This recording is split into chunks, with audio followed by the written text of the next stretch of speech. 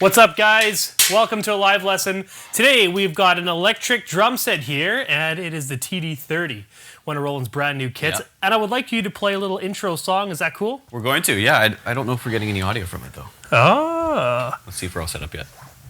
Oh, here we go. Nice.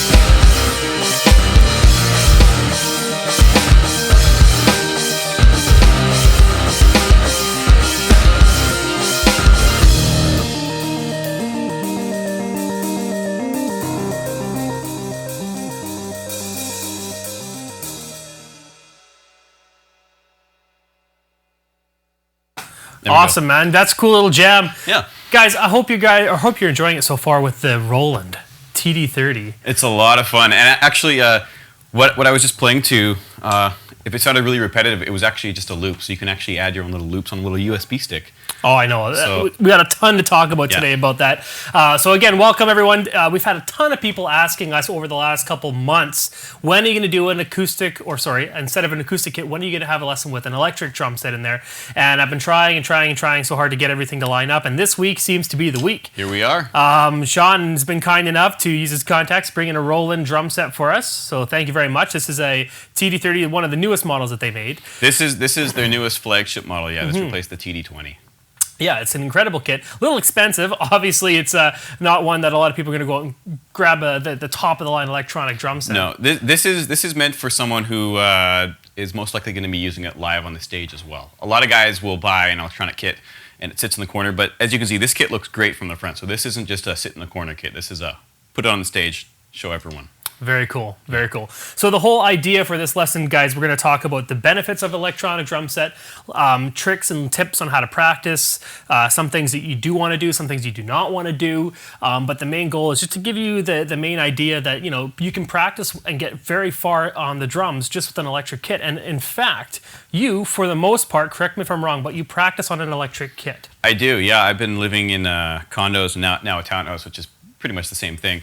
And yeah, I've been practicing on an electronic kit for about 5 years now. I'd love to practice on an acoustic kit, and I do sometimes, but the bulk of my practicing is done on an electronic kit because I can practice whenever I want, and no one ever tells me to stop practicing. Yeah, that's awesome. It's great. And the chops and the skill you have is incredible. So that's why when we thought about who to do the lesson on an electric kit, who better else but someone who practices on it regularly. So you guys have questions about this? I know there's going to be quite a bit of questions regarding electric kits. It's going to be more of a discussion, kind of a lesson today, although we are going to talk and have a lot of playing, I hope. Yep. But please get your questions in, guys. If we have to go a little later, we will, because I know there's going to be tons of questions just based on the forums and the responses that we've got just saying we're doing a lesson on this. So I'm pretty sure there's going to be a ton of questions. That being said, Sean, you want to just dive right on in? I mean, first off, the basic benefits to an electric and acoustic kit. So basic benefits, electronic versus acoustic. I mean, number one, obviously, there's a volume knob. You can turn the volume down, and you can even just use headphones. So you don't need to have sound ever, really, except for just the sound of us hitting the pads. Now, mesh, obviously, is going to be quieter than rubber. As you can kind of notice with an electronic kit, when you're hitting the cymbals, which are rubber, they're going to be a little bit louder than the mesh, which absorbs the impact a little bit more. But other than that, they're really, really quiet, and it's a great practice tool. And it's so much more interesting than just sitting with an actual practice pad, because there's no actual sound. There's no real feel of playing drums. It just feels like you're practicing rudiments on a book, right? So electronic drums are really, really good to kind of inspire you to practice a little bit more. That's what I've always found anyway. Do you want to just quickly show, I mean, I'm sure most people have already heard it without, but can we turn the volume down on this and just have the mic from your lapel so we can hear what it sounds like? Yeah, let's because there is some sort of volume to it. I don't want to mess with Victor's volume settings here. Audio Guru, am I already throwing you for a loop? Yeah, let's do it. Take it down there. Just play. Bring it in and out, Victor, if you can. That'd be great, so you can kind of hear the difference. And we're going to leave these mics on so you guys can hear. Because with mesh heads, it's quieter than rubber pads. Definitely. And I know a lot of people, I used to have an electric kit where my landlords could hear it. And it was the worst. So, I mean, maybe mesh is the way to go. But just play it a little bit so you can hear the volume. Still hear the volume. Here we go.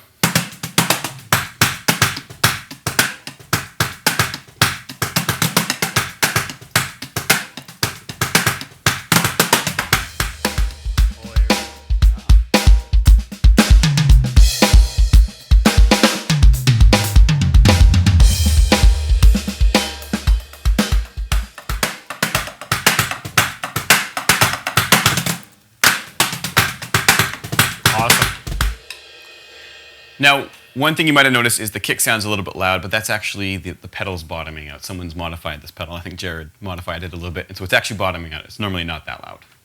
Cool. Yeah. Now, a couple people in the chat are also first asking, and we'll get all this kind of stuff out of the way.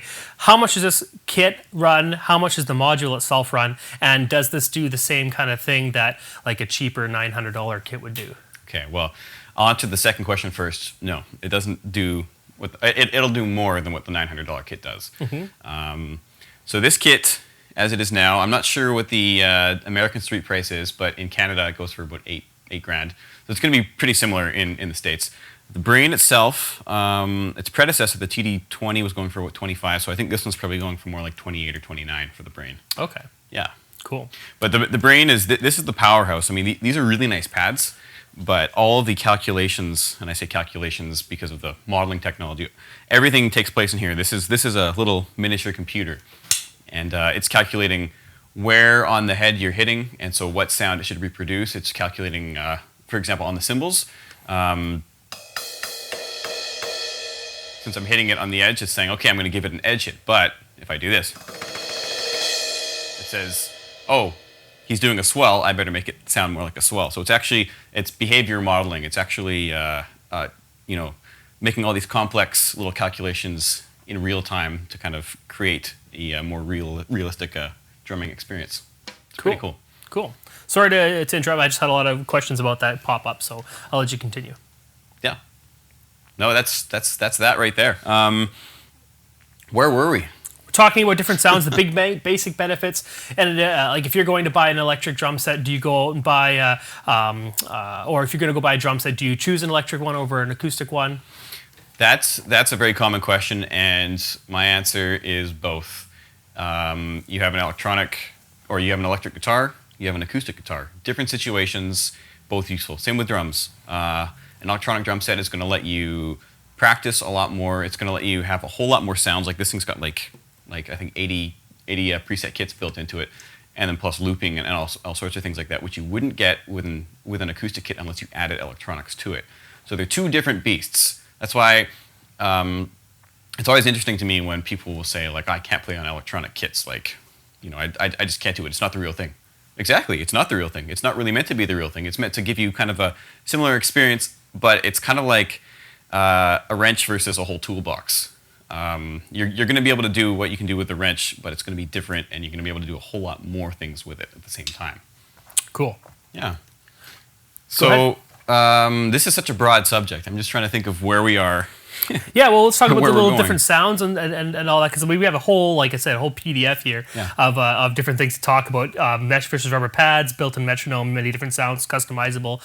So yeah, why don't you? Why don't you give me that list? Yeah, sure. There you go, buddy. Yeah. So any electronic kit is going to have a lot of different sounds. That's one of its really, really strong points. Some of them in the lower price ranges of $700 to $1,000 are going to be like 25 to 50 kits, and then the higher end ones are going to be 50 to 100 kits. This one has, let me just scroll through it really, really quickly, but I think I said it was 80, and I think it is 80. 80, and then we have 20 user kits. So basically, you can have, there's 80 different preset sets, and then you can also combine those for 20 more, which is pretty cool. So I'm just going to cycle through a bunch of different sounds so you can kind of get the picture if you've never done this before at a music store.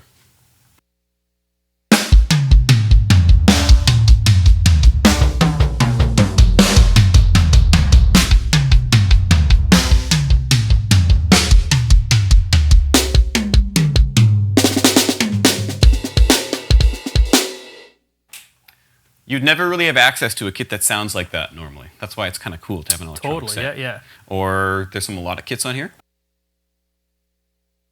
Or djembe, world percussion.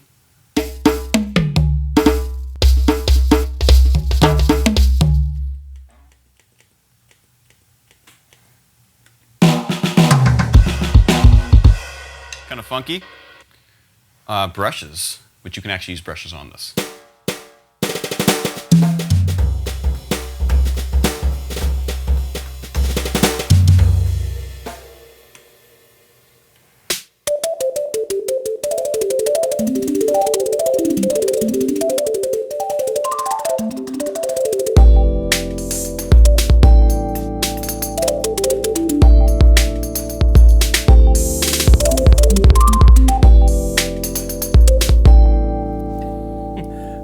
Just a lot of fun. What was that one called? Vision, is it? Vision. Uh-huh.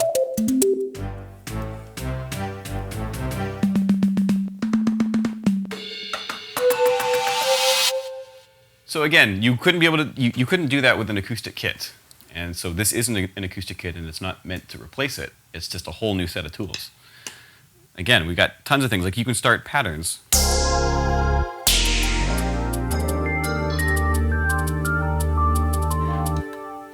So you can do a lot of different things. So that's, you have a lot of different sounds. You have a lot of different, usually play-along songs too. So if we dig into the patterns on here, and any electronic kit generally, with the exception of a few, is going to have 20 to 40 to 50 to 60 built-in play-along songs. So this one's got a ton. Some of them are actually associated with the kits that trigger sounds, but let's... And the one thing that's so nice about having built-in play-alongs with any kind of electric kit, you can change the tempo of the songs that you're playing. So if you're really trying to learn, I know just last week we did a whole week on Latin drumming, and if you're trying to learn some Latin chops or you're trying to learn a samba or bossa nova, you actually speed it up and slow it down, and you have access to practice that within a style. And they're all very genre specific too. So if you want to get better at your shuffle or whatever, right? Pop 16. Let's try that.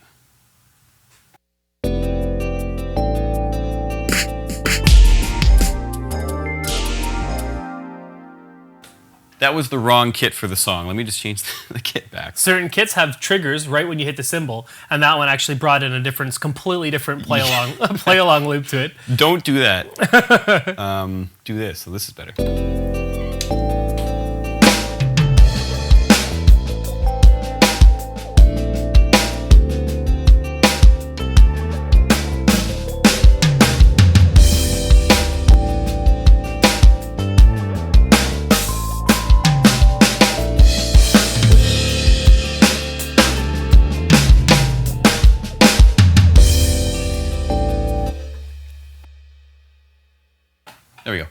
again, that's just another example of a loop. So if you want to get good at, I think this is supposed to be like 16-year-old pop music.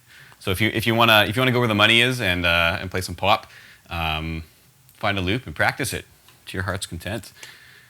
Shuffle pop. Now we also have built-in metronome on here, which is to me is I think one of the smartest features. Depending on what kit you have too, there's also I know with the new Rolands per se. I'm not going to say all of them have it because I know all of them don't. But there's a way you can plug it into your USB. And you can actually plug it into your computer and see exactly where your notes are falling, and see where you're having troubles with, see where your faults are, and all that kind of stuff. But even just having a built-in metronome as it is, I mean, it's a hassle for a lot of drummers when they're at a kit to get a metronome that'll bleed through their ears enough so they can hear it. Yeah. So having it on an electric kit, I mean, it's brilliant. And a metronome that's powerful enough that you can do presets. Some of the other kits, I'm not sure if this one has it. This is a pretty big brand, and I haven't totally delved into everything that it has to offer. But I know the TD15 and the TD11 in specific actually have coaching functions. So it'll actually give you a visual cue so you can watch to see if you're a little bit behind the beat, with the beat, ahead of the beat, and it'll grade you. So it's a really great way to, again, it's a great practice tool, and it's a great way to sort of gauge how you're improving, and if you're improving, or maybe if you're not improving and you need to start. So, and actually, yeah, we'll go to the next song, and we will add a metronome into it, since it's got the built-in metronome. So if I play it.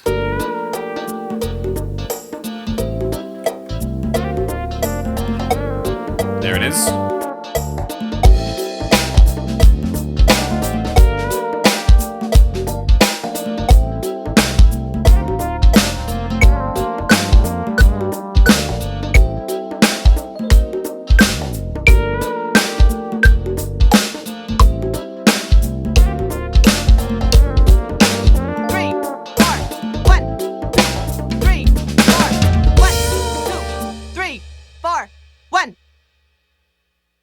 Callum Reese's angry metronome. That voice is hilarious, but it actually comes in handy if you're playing something like odd time signature. And you're like, I'm not sure where the 1 is and where the 7 ends.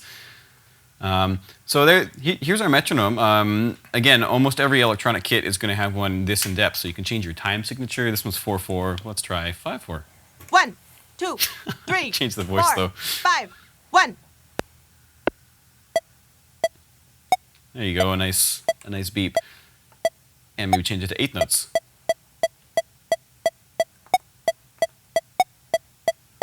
One, 2, 3, 4, 5. 1, 2, 3, 4, etc. Right?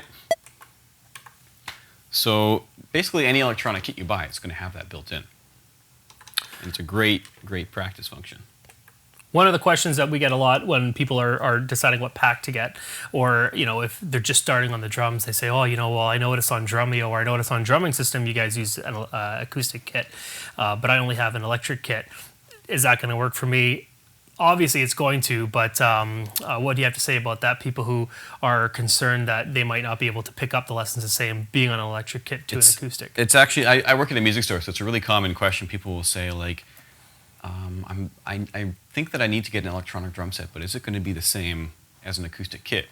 And the coordination is identical.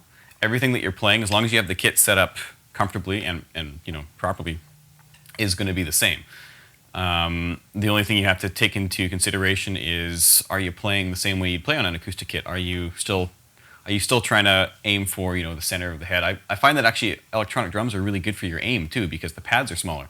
So you get used to hitting at a smaller surface, whereas some guys, especially new players, you have such big surfaces to hit on an acoustic kit, and you can tell because the entire head is just totally ravaged the whole way around. Mm-hmm. When you see a really experienced player, it's usually like just like little sections, and so an acoustic kit actually really helps with your accuracy. The feel is definitely different. You've got mesh, as we've got here, and you've got the rubber pads.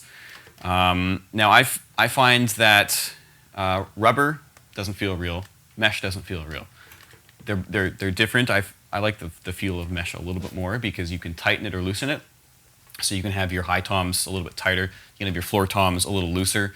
You don't want to develop some killer floor tom chops on an electronic kit and then get onto an acoustic kit and you just can't do it because you had them tuned as high as snare drums before. So you definitely want to look out for overdeveloping certain abilities just on the electronic kit. Same with the snare. Like you want the snare to feel like a snare drum, and that's one thing actually that you don't get with the rubber pads is they have the same feel the whole way around, which I find tend to be a little bit more forgiving than on an acoustic kit where it absorbs some of your performance. On the rubber pads, it just bounces right back at you. So it's a great practice tool, but nothing replaces learning the chops on an acoustic kit as well. That's what I find. I have had some guys, usually older guys, comment saying that they started getting severe wrist pain from playing on rubber pads too much. Now, I'm not sure if that's just something that kind of comes with age or arthritis or something like that, but it is something to be wary of. Like when you're playing on an acoustic kit too, like you can do the same thing yourself with an acoustic kit. Like play until you, if you're feeling pain, stop playing, adjust your technique, as such. But other than that, neither are going to be real. They're going to be slightly different. And my kit at home actually has a mesh snare and then rubber toms, and I think my playing has developed just fine. Yeah. Well, obviously, it sounds great when you play on the acoustic kit. It doesn't sound like you're only an electric kit player at all. Thank you. That's good. Yeah. That's what I like to hear. Let's talk about these bottom few here. I mean, you got built-in play-alongs, mixing. One thing that I wanted to really get into, and one thing I don't know if anybody utilizes a lot of, but with electric kits, you can plug in your own audio. Yeah. And all you need to do with some of the students from Drumeo, they actually even output their audio from the live lessons right into there so they can listen, play along, and practice right along with the lesson as like, with the drumming system, with any kind of product you have. But why don't you give us some obviously, it's pretty simple with the mixing and all that, but... yeah, so every kit, I shouldn't say every kit, but every kit that you would find in a store these days is going to have an auxiliary or a mix in, which is going to be either a 1/4 inch or a stereo mini, so an 1/8 inch in. But these days, the music world is finally catching up to technology, and you can now use USB sticks. So a couple of the tracks I was messing around with, and some more that we'll play along to, are actually on the USB stick, and you just plug it in. And this is coming to a lot of kits these days. And then you can actually just access your tracks like kind of like a built-in MP3 player sort of thing. And then you can obviously set the mix. Like since this is the big flagship kit, we've actually got a built-in mixer with faders right on the front, which makes it really, really easy on the fly to adjust. But if you don't have that, like my TD9 at home, you've still got built-in functions on the inside where you go scroll through the menu and put the kit volume up and put the track volume down, or vice versa, whatever you like. But it's really, really great for trying to learn to practice to songs and stuff, where you can actually have a cohesive mix all together rather than what some guys will do. Or you're on your acoustic kit and you've got some giant tower speakers just blasting at you, and by the time you've actually learned how to play the whole Green Day song, your ears are bleeding, and yeah, I wouldn't be able to do that. So this it's just a really easy way to mix it all together. I've also seen some guys, they'll have two sets of headphones. They have the one like the in-ears with the song playing, and then they have their other big over-ear ones with the kit. But that's really uncomfortable. It's just so much sound blasting at you. So the mixer is just really, really handy. Of course, you also have your metronome volume that you can raise and lower, and sometimes ambience too. This one's got a bunch of built-in effects, some EQ, some room mics, and some reverb and echo and stuff like that. But it's really handy. And then you also have, on almost every kit, the ability to record yourself. So you can play, listen back, and see how you did, which is a great function. I found that I didn't really start improving until I started hearing how I was playing, because when you start out, you're like, yeah, I'm awesome. This is great. And you play, and you're like, okay, that was... Or you listen back to the recording, you're like, that was good. But what the heck happened there? I didn't even notice that I did that. Yeah. And so now you know to watch for it. Oh, I noticed that I did it. I'm gonna correct it for next time. And you do, and you get better. Mm-hmm. It's huge. Recording is huge. I think on this one, let's try it on this one. Sure. I was going to say, I want to hear this kit more. I want you to play some more on this, because it's just so much to talk about. When you're sitting here beside the kit, it's kind of weird because usually you feel the bass drum and you feel the snare going on, but you can't feel it anymore. You just hear it, right? So it's kind of weird. But you're going to record something? Let's record something. Perfect. And it's going to record once I hit the pads.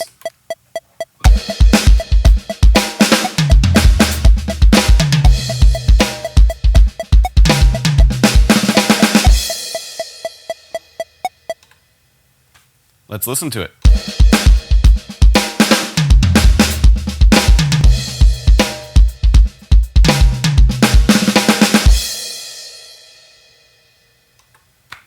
yeah, so a few things I would have done better. Try it again, and so on and so forth. So it's pretty cool. You can also you can actually record along to some of the play along tracks, I think. Let's leave that for now, though. Sure. Play along to a track right now, any play along song, and as you go through it, have it set up on the kit, and I'm going to cycle through some of the presets. I want to hear how it changes. Okay. But because I just want to hear this kit, and then show how, because you're going to play the similar similar fill, similar beats that you'd play normally on an acoustic kit. But this is going to be really cool. Let's find a good track to play along to. Here we go. Nope. Anyone will work. As long as it's not one of your crazy. It has to feel good. Has to Here we feel go. good. 4/4 groove. All right, here we Never are. go wrong with that. Yeah.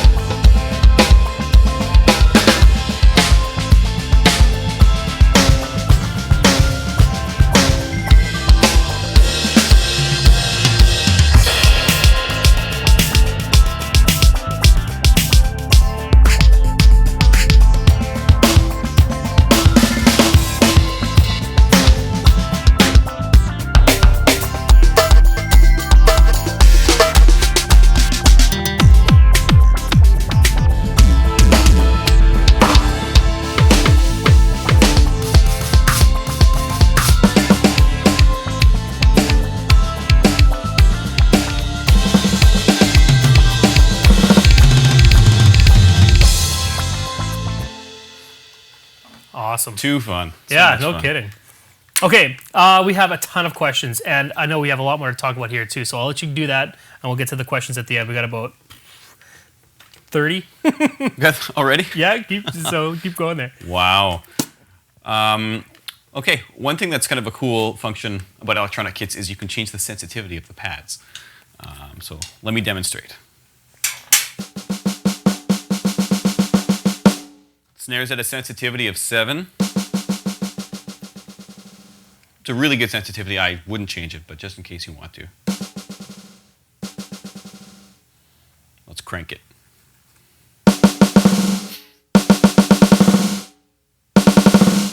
So it's basically feeding everything all the time. You're not getting any subtleties, no matter where you go in the head. That's great if you want to have more of a mechanical, electronic, industrial sound. There's definitely a time and a place for any of that, and you have the opportunity to. But we'd put that more back down to 7. I find that comes more into play with aggressive styles of music where you want the kick to just be punching the whole time. So this is I'm going to go back to a normal kit first. Go back to our good studio kit. Where were we here? There we go. So right now that's at a sensitivity of 8. If we put that all the way to the top, there's no dynamics, it's just in your face the whole time.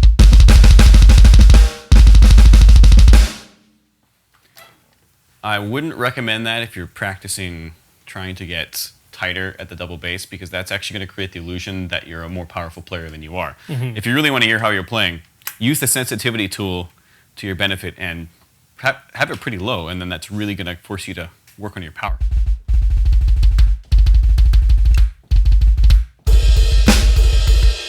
Ah, I see, yep. So it goes both ways. So it was set at 8 originally, so we'll just leave it at that. Same goes for all the toms, the cymbals. I don't know why you would ever mess with the sensitivity on a cymbal unless you really just want something, again, really electronic or kind of processed feeling. Yeah. Again, most kits are going to have ambience. Now, Victor, our audio guru, has already got some ambience on here. I'm just going to... Is it okay if I roll it in real quick? Yeah, that's fine.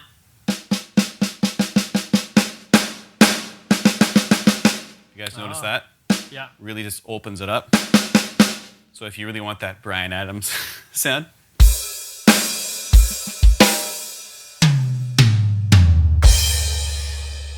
And then you can also edit that on the fly. So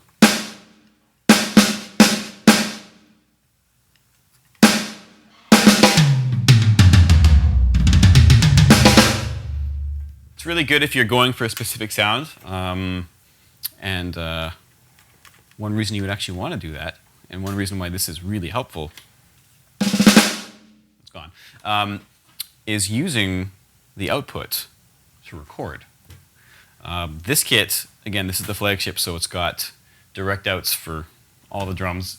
That's not normal. What you're normally going to get is just a stereo out, so a left and a right. So you can actually do your mix in here, add a little bit of ambience, so a little bit of reverb, mess with the EQ a little bit, maybe some compression. And you actually have a pretty sweet sounding drum mix, and you can record it directly into whatever you're using, you know, Pro Tools with a little M-Box or what have you. So that's, again, a huge benefit of an electronic kit that you're not going to get with an acoustic. With an acoustic kit, you're going to need to drop, you know, a minimum $300 to $400 for a cheap mic set, plus another $150 for cables, and then you're actually finally recording. With this, just out right away, and you're good to go. Cool. And again, recording is the way you get better. And also practicing in lessons and, you know, great teachers and stuff like that. But What about the size of the toms? I know you're saying you can adjust the tension of the feedback, I guess, of each cymbal and mesh head, but can you change the actual size of the toms and all that? we can edit the drums. This one you can do it a lot more. But with your average electronic drum set, you can still edit them. So let's try to mess with this kit a little bit. Let's see, instrument, there you are. Let's say we want a different sounding snare drum. This is a little bit maybe too bitey. Let's go for something a little bit more dull. That's a maple. That's not what we want. That's a superphonic. There, so a little bit more dry, flat sounding.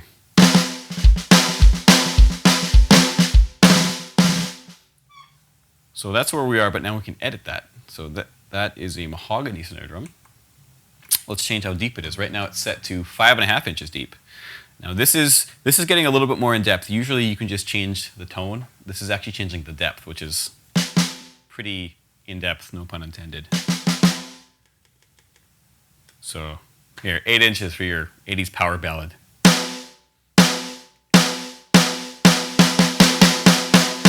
You notice it's a very slight change in the timbre. Go up.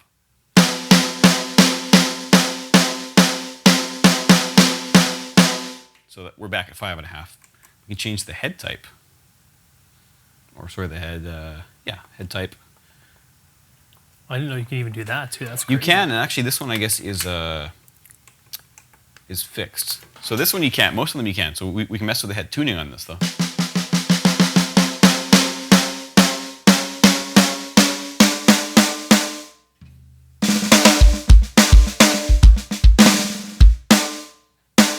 And you can crank it as far as you want, really.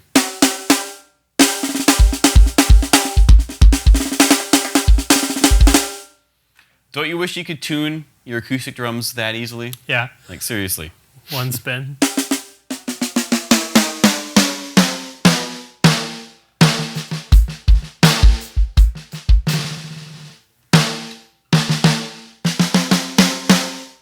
Change the muffling. Right now it's got donuts on it. Right now it's open. See it? A little more overtone. The strainer is set to loose and it's a fixed position, so you actually can't change it. You can change the mic position. That's So insane. it's so in depth. Your average electronic drum set is going to have tuning up and down and maybe muffling. You're not going to have all that extra insane stuff that this adds, but it's pretty cool to have if you've got the honkin' mamma jamma drum set. We'll switch back to the original stainless. Was that it? Yes, that was it. Cool.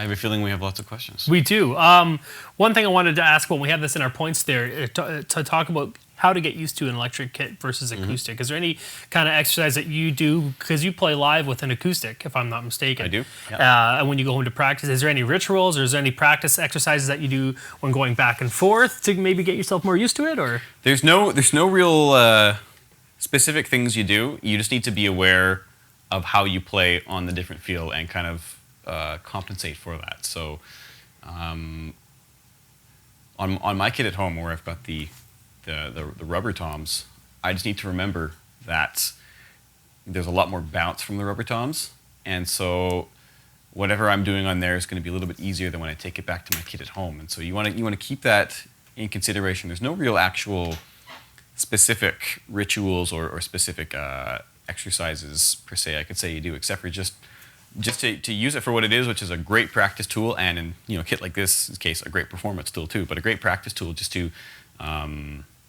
learn your beats, practice whenever you can, and take advantage of all the sweet stuff that's packed into the module here. cool. Well, let's get into some questions. I will say that I saw the Trans-Siberian Orchestra live, and the drummer plays on a electronic kit, and at the time it was a TD-30 or 20 at the time, but that was the first big stadium gig show. Like, you're doing a stadium gig event and he's playing on an electric kit. Yeah. Really cool though. It sounded great. But let's get some questions here. Okay, so starting from the very top, because you guys, this whole idea for this lesson is just to talk about how, the differences between the two, the benefits of an electric drum set. I think they're great to have, and this whole week we're going to do each lesson on this TD-30. So it's going to be a week of lessons, and it's going to be no different than an acoustic kit, and we're just doing that to show you guys that anybody who has an electric kit, you can still learn. And it's all the same. It's all the same, and I have some students on there. I know there's some students on there that have practice pad kits as well, and obviously there's no sound coming out of those, but the concepts that you're practicing, exercises and beats that you're doing, they're all the same, Let's start from the very top. Bones says, last Monday's lesson on Latin drumming essentials, I missed it and it's not in the library. That was put in the library a while ago. It's actually lesson number 127, so check in there and see if it's in there. If not, email me because I saw it in there just a little while ago. Evil Timmy says, this is actually a big one, so I'll paraphrase this one in a bit. Until then, Noodle says, hey Sean, I wasn't sure if the electric kits had much rebound.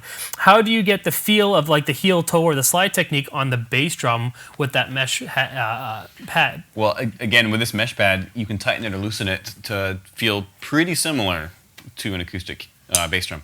It's not going to feel exactly the same, and when I first played on a mesh bass drum, it really messed with me because I find it is fairly bouncy, but you can just, once I realized you can just loosen it, you should be able to more or less pull off the same technique on it. It's just a matter of slightly altering your playing style, but it's going to be mainly actually tightening or loosening the head. Cool. Until it feels real. Evil Timmy, I paraphrased his question. He's exclusively practicing and playing on a V drum set. He wants to know, is there anything that he should know to avoid developing any bad habits when going back and forth between the two? We kind of talked about that a little bit, but yeah, just make sure that the is it mesh or rubber? If it's rubber, make sure that the kit isn't doing all the rebound work for you, because if you're doing rebound on an acoustic kit, you're going to be working a lot harder for it. So just be aware of that, as well as if you're using a mesh kit, try to have them tuned as realistically as possible so when you jump on the acoustic kit, it's not such a drastic change. Other than that, also what we talked about with sensitivity, try to stay away from the practice of setting up your trigger sensitivity so that it makes life easier for you. You don't really want that. You want it to be as realistic as possible, or sometimes even as challenging as possible to make you a better player. Another thing you want to make sure is when you're setting up your electric kit, if you can, try and set it up as identical to your acoustic kit. Yeah. If that's possible. I know with the racking system on this one, you obviously can. I've played on some Yamaha basic model kits or TD6, which you just can't bring the toms high enough or move them apart, but do the best you can to set up so it mirrors the setup of your acoustic kit. Even if it looks silly, so I've seen some electric kits that look silly set up so far apart because the pads are so small, but if that's where you're going to be hitting on your acoustic, then why not set it up like that? That's a great point. Yeah, you don't want to feel completely out of place on an acoustic kit because you're so used to practicing with everything that's like all jammed together because it's electronic. Exactly. He also asks, Evil Timmy says, can you speak of the experience with the different Roland bass drum options / hardware? Wondering how much better the more expensive options are. And I've seen that pad, obviously now that's the biggest one I've seen, but I've also seen ones that actually are attached to the pedal that actually have the pedal that go down all the way to the bottom. That's the KD7. I don't know if you could even get that one anymore, but that one's pretty sweet for like just triggering sounds and stuff like that. So this is the KD, they've changed the name, but this is the 14-inch. There's also a 12-inch, and I don't know if they're still doing the 10-inch.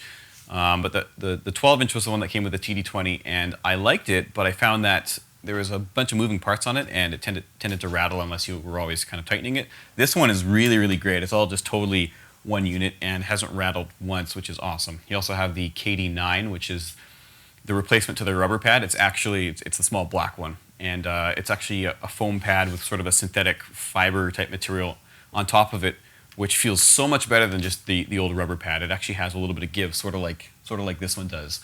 And again, that's also a great unit. It's all one piece versus the other one, which was held together by screws and would eventually rattle. So they've definitely upped the game with the pads. And if you're getting something current, you're not really going to go wrong. It just depends on the feel that you like and the budget you're working with. Cool. Tinkata says, the question of an E-kit just came up last week for our church. What would you recommend as a minimum in what to look for as a kit used at least once a week to play along with a small group? Well, I think if you're using it for church, my experiences with church and church sound is you want the stage volume to be as low as possible. So it would be good to try to get at least some kit with mesh pads, because that's going to be a lot quieter than the stick-on rubber sound. You're still going to get that on the cymbals, but they're not so rigid. They have some give, and so they don't have that sort of hard crack that the rubber pads have. So you definitely want something with mesh, and if possible, you want direct outs, because then the soundman has absolute control over the kit like you would an acoustic kit. And this kit, actually, the TD30, this is the TD30 KV. They also offer it in the in a light model. I think it's just the TD30K. So it's the same brain with all the features, but it's just a downgraded pad set. Still all mesh, but it's I think somewhere around, I think we talked about it, like somewhere around like $4,800 rather than $8,000. So that's also a good option for the church. Yeah. My church, or one of the churches I played for way back when, had a TD6, and that was too low, I think, for it. Had rubber pads. The brain didn't have as much functionality to it, and then the congregation heard the rubber pads more than they heard the drums. You don't want that. Yeah, no, not at all. Scott A says this will probably be already answered. The hot spot in the center of the Roland V drums. I just aim slightly high in the center and hope it's not too bad of a habit to get into. What are your thoughts on that? Slightly high in the center. I guess we're talking about centers here, and you're playing. Yeah, I guess he's talking about the hot spot of the drum. You talked about also aiming well. And yeah. Well, here's the thing with that. If you know that you're doing it, there's nothing really stopping you from correcting it. As with any acoustic drum, it's still going to sound the best right in that sweet spot in the center. And so if you're aware of it, that's already half the battle. So now you just need to really... It's not necessarily a terrible, terrible habit. There are much worse ones out there. But if you know you're doing it, if you're consistent, right? If you're consistent, just move the drum. Yeah. You're going to be hitting the center. Yeah. Really. That was one of the feedback we gave one of our students too. Sent a bit of a video, and they were hitting a little bit too far away from the drum. All we need to do is move the drum a little bit back. Move the drum or move your seat, and problem solved. Yeah. Tom O'Connell says, is it possible to use the rack that comes with electric drums to mount acoustic toms or cymbals on there? That's a good question. Looking at this looks identical to the size of the Gibraltar racks and the DW racks. So yeah, you could. It's a solid metal too. It's not like a plastic rack, so it'll be able to support it. It's tough. It's literally probably the same stuff. The only thing is, I don't know what the price point is like for just buying the rack itself. It might not be too cost effective, but you definitely can. Yeah. Cool. Phoenix 127 says, I had a TD9 with mesh heads and upgraded with the TD15 module. It's fantastic for the bands I play with. So much more responsive. Yeah, it'll do a lot, because I believe the new models now, the 15 and the 30, both come with supernatural behavioral sound modeling. Yes, and William Young says, I'm curious about the supernatural sound processing, and can you really hear the difference? Also, what is the impact of position triggering when you're playing? Let's talk about the supernatural feel. Do you notice a difference already? Hugely. It's all over the drums, but I first noticed it. We got a TD15 in. It was the first one in Canada, and it arrived at my store, and I set it up right away like a little boy Christmas morning. And I noticed it right off the bat on the cymbals. The cymbals, they don't just spit out the same sample as fast as you play it. Like, they actually start to swell, right? Like...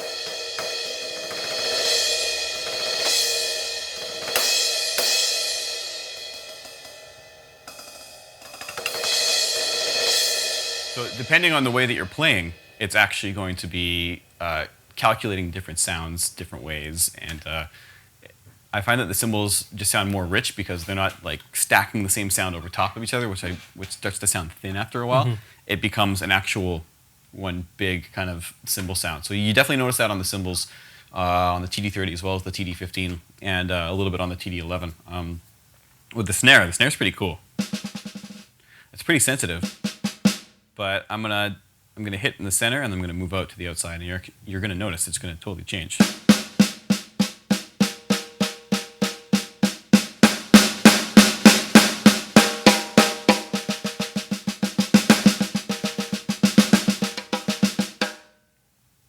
That's pretty crazy. Yeah, that is. Play us just some beats and grooves with some texturized stuff so we can hear how it sounds. Let's do it.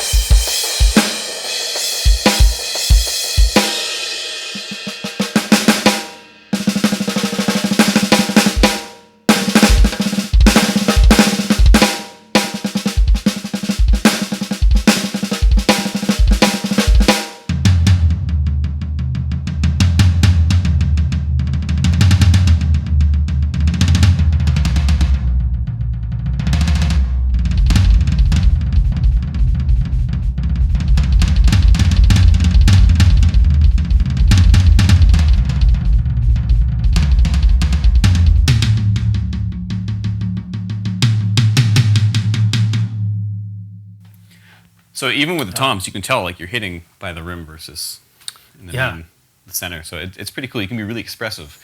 That wasn't a very good example because, you know, on the fly, but you can be really, really expressive. Well, we have the TD20 in the other room there, and already like just practicing on that compared to this, there's no real comparison. It seems like it's quite a big difference. But anyway, there's also lots of other different kits too. There's the Alesis out there. There's the Box 2. I don't know if you've heard about that one. Two box, sorry. Yeah. And there's also the, there's also Yamaha makes a couple different kinds of Alesis. So there's a lot of different options out there for you, and all of them make higher end and lower end models. Yeah, there's some pretty nice kits out there. Simon Stewart says, hey, Dave and Sean. Happy anniversary to Sean, by the way. Apparently, he remembers. I didn't even know that. Sorry. You remember. Yeah. I have the Roland TD8 module with using a TD20 drum mesh heads and the KD120. I don't know those model numbers. KD120, that's the 12-inch mesh pad, I think, for the kit. Okay, yeah.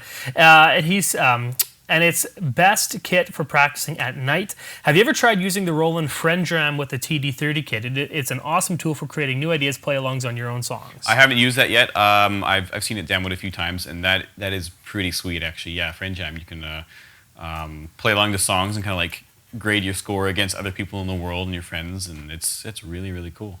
Yeah. Bobby Davis says, did you look into the other kits or just the TD30 and also the Alesis DM10 any count? I'm pretty sure you meant have you tried any other kits, and I've tried a lot of them.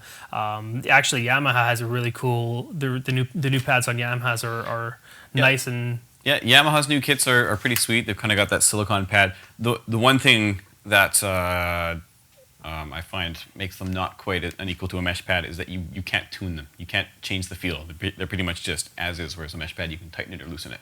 But again, mesh pad doesn't feel like the real thing. Silicon pad, that Yamaha, doesn't feel like the real thing. So whatever feels best for you is the one that you should get.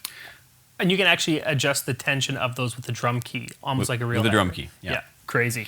Yeah. Vander Wayden says, do you use different drumsticks on a V kit versus an acoustic kit? Very good question. Very common question too. There's no need to really, except for size-wise. Like if you're a 2B player, use 2Bs. You're going to feel more comfortable. Just make sure you're not like smashing the crap out of your drums. Nylon tip versus wood tip, it's not going to make any difference sound-wise like it normally would on an acoustic kit. It's just the rebound is going to be slightly different. But I find that's not really a necessary thing that you need to do. If you like nylon sticks or nylon tip sticks, use them on the kit. If you like wood tip sticks, use them on the kit. But it's not really going to be making any sort of profound change in the sound or your playing. What if you have sticks that you're using on your acoustic kit that you've chopped up quite a bit from rim shots and from cymbals? Do you want to use those on an electric kit? Because I know sometimes people just grab the first pair of sticks from their bag. Yeah. If they feel good, sure. But is there any risk of the splinters coming off and poking through the mesh? That's my fear, especially when I have a couple frays coming off and I go to play an electric kit. I always get so scared that it's going to poke right into the mesh. Never happened to me. I'm sure, there's that one freak time where it's going to happen, but on my 5 years of playing on my electronic kits, never happened. It's never happened, eh? No. Good to know. Jason says, this is an awesome kit, but it's top of the line, so it should be awesome. And that's a good point. What should be a small, effective V kit for someone who just wants to use it more for a practice tool, not for an instrument? It depends on your budget, but if you're looking at just a practice tool, Yamaha and Roland both have lower budget entry-level kits. Yamaha's DT Explorer comes in at $700 roughly, but you just get the same rubber pad for the hi-hat and the snare and all the toms. So if you find that that's really not good enough, then you can move up to the Roland TD11, which I think they're going for $1,000 now. You get a mesh snare, you get a hi-hat pad. It's not going to be open and closed like this, but you get a hi-hat pad, and then you get the rubber toms, and that starts at $1,000. And you can upgrade that to all mesh for I think $15.99, $16.99, somewhere around there. So that's probably what you want to be looking at. Or you could even catch some of the discontinued TD4s. They're usually getting blown out or getting sold to use on Craigslist for quite a bit cheaper. And Pearl makes one called the E-Pro kit. It's one that's a mixture of acoustic and it's a hybrid, I guess you'd say. It's a pretty cool looking kit. Yeah. We've had a couple of those in the store, and they look really cool, and they don't necessarily play that great, but it's just the whole visual aspect that makes it feel... It still makes it feel good, even though by itself it's not really anything special. It's actually, I'm pretty sure it's actually just an Alesis DM10, but just rebranded, made red, and they call it the red box instead of the Alesis DM10. So all the sounds are fairly similar. So sounds aren't really that great, but it's just the visual aspect of having a real kit in front of you, and it just feels more real. So it's pretty cool. And if you wanted to, you could put acoustic heads on there. And you can put play acoustic heads on there, and I think they're also selling the electronic pads just as is that you can put on your acoustic kit now. Cool. Yeah, Very pretty cool. cool. Now, here's a question here from Scott A. Says, Roland specific, how tight are your V-drum heads? Thanks. He has a TD15. I like to keep them... I like it fairly tight on the snare, as long as it's not doing any work for me.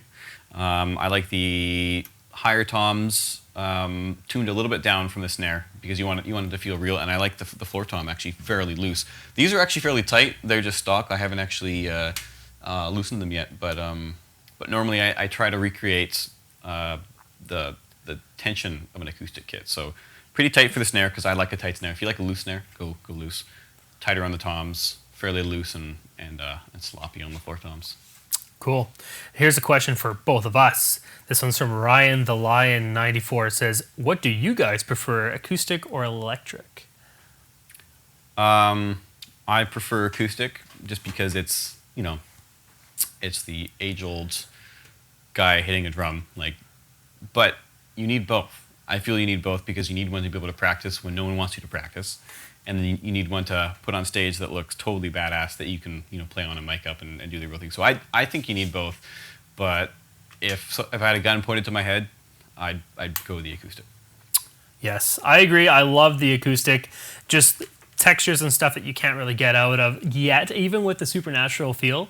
I told the audio Victor in the back, I says, I'm going to try and get this kit to surprise me and trick me because I was just not going to look. I was just going to listen to the mix come through. I wanted to see if I could tell if it was an acoustic kit or an electric kit, and I could still tell. But so there's still a lot of things that it can't do, little nuances that an electric or an acoustic kit could have. But I agree, it's great to have both. And one thing that you can do as well as you can mix and match. It's really common these days for producers to bring in an electronic kit like this and then use real cymbals, because cymbals they really, really add to that feel of realness. It's totally different from hitting rubber. It just, it feels totally different, wood on metal versus wood on rubber. So mix and match, add toms to your...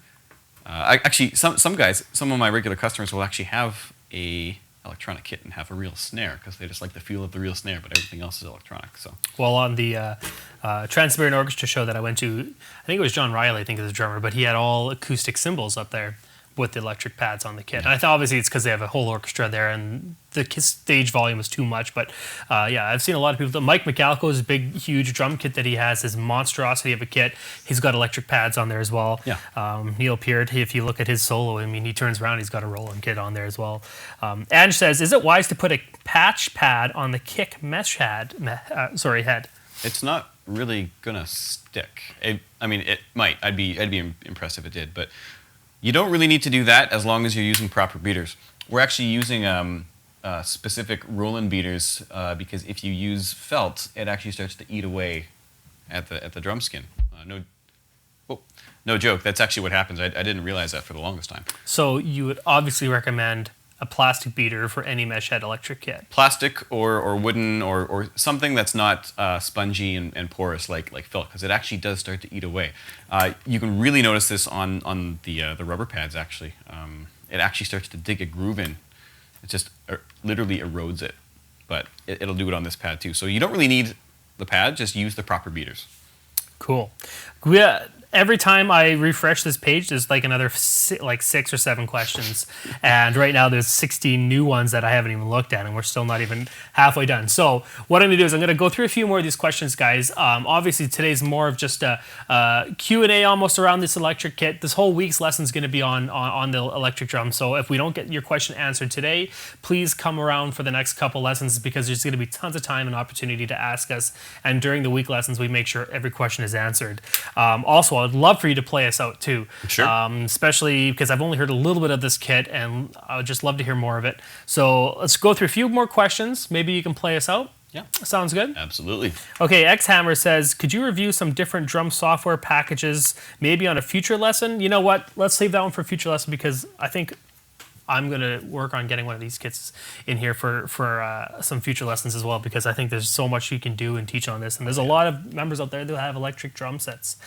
William Young says, when playing live, would you use the ambience from the kit or just the natural sound of the venue?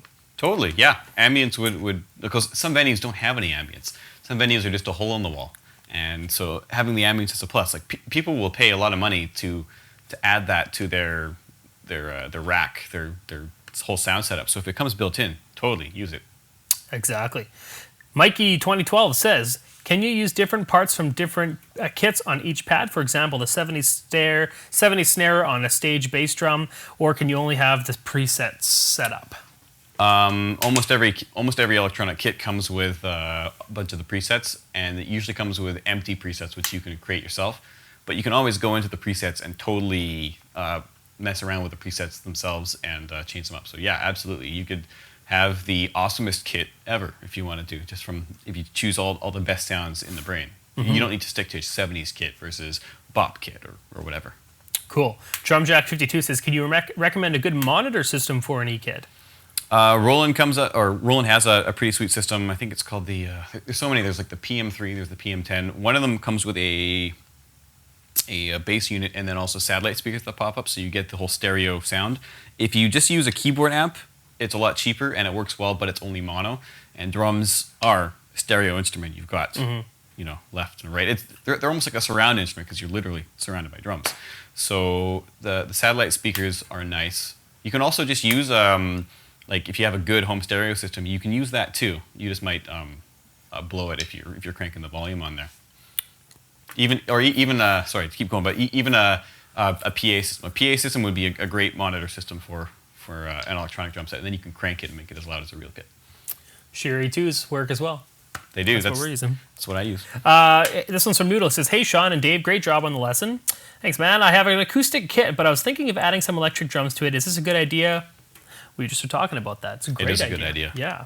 Do it. Just make sure everything's mixed well. That's the hardest part about it, I think, is making sure that what the people hear or what you hear is the same volume as your cymbal. If you have a crash cymbal and an electric cymbal and you hit one and then you hit the other and they can tell the difference, that's just not uniform and it's not going to sound well. It's going to sound like two different instruments. Another good way to go is many brands, well, mainly Yamaha and Roland, have these like multi-pads out. So they'll have between 9 and 12 areas, which are all different triggers. So you can add that to your kit, and you already have like basically a brain built in, and you can add a couple more triggers to that. So if you don't want to scatter them around your kit, you have a little miniature electronic drum kit right here, and then you can also add a few more pads around the kit as well. And that's actually a fairly inexpensive way to go. Those start at like $600 or $700, rather than buying a whole kit and adding that to your acoustic kit. Awesome. JK says, would the cymbals break if you hit them as hard as you would an acoustic kit? In most cases, no. It depends, though. If you're really, really trying to break them, you can break them. Same with acoustic cymbals. So as long as you're hitting them properly and not just like destroying them, they'll do fine. I've seen more acoustic cymbals break than electric. I've never seen one of those kind of cymbals break. No. But I have seen the cheaper models that have plastic and then some rubber pad. I've seen them lose their sensitivity. They will lose their sensitivity, and that's if you're really beating them up, though. With an electronic drum set, you don't need to smash it to get sound out of it. No. And that's part of the process of an electric kit, learning to play it softer. And it actually really helps your dynamic level, too, when you realize that Definitely. playing on that. I mean, I watch you play acoustic kits, and you use a lot of energy doing it, but you don't hit very hard. And I think a lot of that's from your practice on an electric kit. I used to play really, really hard. I used to break things a little bit more. The acoustic the electronic kit really kind of reins you in a little bit, which in most cases is good. Sometimes you want that extra burst of energy, and you're just not used to expelling that. But in most cases, it's good because you don't want to be killing everyone or killing everyone's ears who's listening to your drum. Perfect. Okay, there's a lot more questions in here. We're going to have to get to those another time because we're running out of time here. But I do have one last one from Daniel J. Jones. He actually couldn't make it to this lesson, and he was really bummed about it, and he had some questions about... That's too bad. He bought a TD-15. I know. Yeah. Nice kit. Actually, he posted a video of him playing on it, too. Oh, nice. Anyway, the questions that he had was, this is one that I think we've discussed already. Is there a way to turn the snare wires off on your snare drum on here? There is, yep. Pretty simple. I guess it would probably be in the same setting as when you're adjusting the tuning and all that. It's in the strainer, so we can even do that right now for fun, if I can find it real quickly here. Edit that.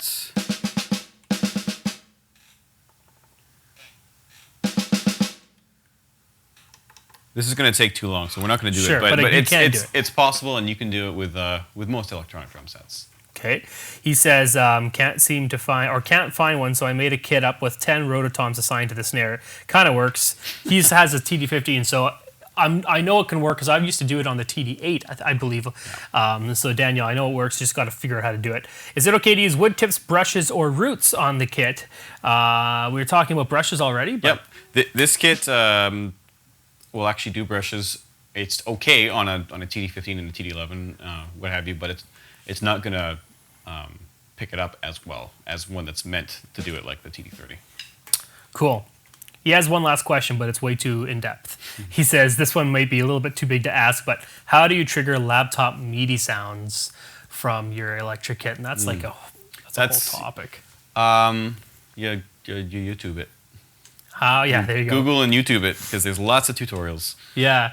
And you do triggering with your bass drum, and you bring an actual module when you do that kind of stuff. Mm-hmm. And I've actually, who was it in the chat? Mondo? Somebody in one of our, not in the chat, sorry, in the forums, posted a video of him playing on one of the basic practice. Like, what's the absolute basic Roland kit that has the 2 built-in pedals? The HD1 or the HD3, which just got released. Yeah. Yeah, he was playing on that, but for some reason it sounded so good, and he was obviously using triggers or triggering it. But anyway, Sean, you mind playing us out? Yeah, what should we do? Should we do a built-in loop on here, or should we do a song? Let's do a built-in loop on here. Cool. Because you've done a lot of your 7-year storm. Mm-hmm. So let's try a loop on there. Have fun with it. Do whatever you want. Thanks again for coming out, everyone. For all who didn't get their answers or questions answered, please, if you're a member of Drum, you'll come out for the next lessons that we're doing this whole week's on this electric kit. And it was a lot of fun seeing how it sounds. Also, the Drumeo forum as well. Hop on there, ask a question addressed to any one of us, and we'll get on there and answer it. Yeah, sounds good. All right, I'll see you guys all tomorrow. Thanks again, Sean, and good luck with the play along. Thank you.